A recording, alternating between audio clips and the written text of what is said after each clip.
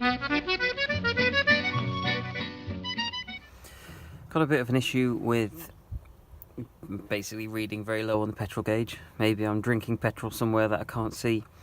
Maybe it is something else. So, back seats up, flap open, and here we have this thing, which should be telling me the fuel level, I hope.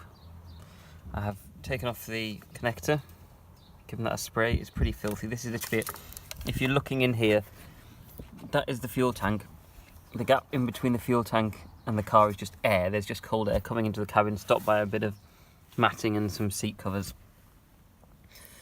So, I just wanted to check how deep the fuel is in there, which sounds a bit ridiculous, but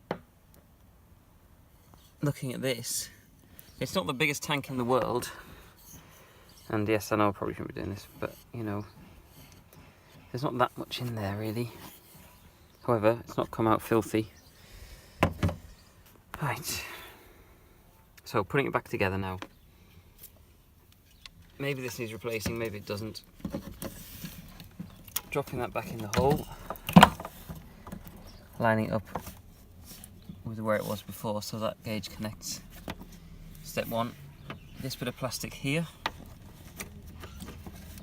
needs to sit around it. I'm sure if someone had more patience they'd be cleaning it all up, but it's just this plastic ring that I'm going to tighten up so it's pushing against the little rubber gasket that's been in there forever probably. I'll give that a tap just to tighten it up, and I will reconnect the contact. Tightened it up. We'll see how this does really. Putting these covers back on. I accept no one is going to describe what I'm doing as particularly pretty. This is not a careful thing. I haven't cleaned everything I've taken out. It's literally just to see if I now turn this key, if that gauge is moved. It didn't move last time. It's moved a bit. Whether that's enough, I will find out later if it needs to pressurise up. Aftermarket radio.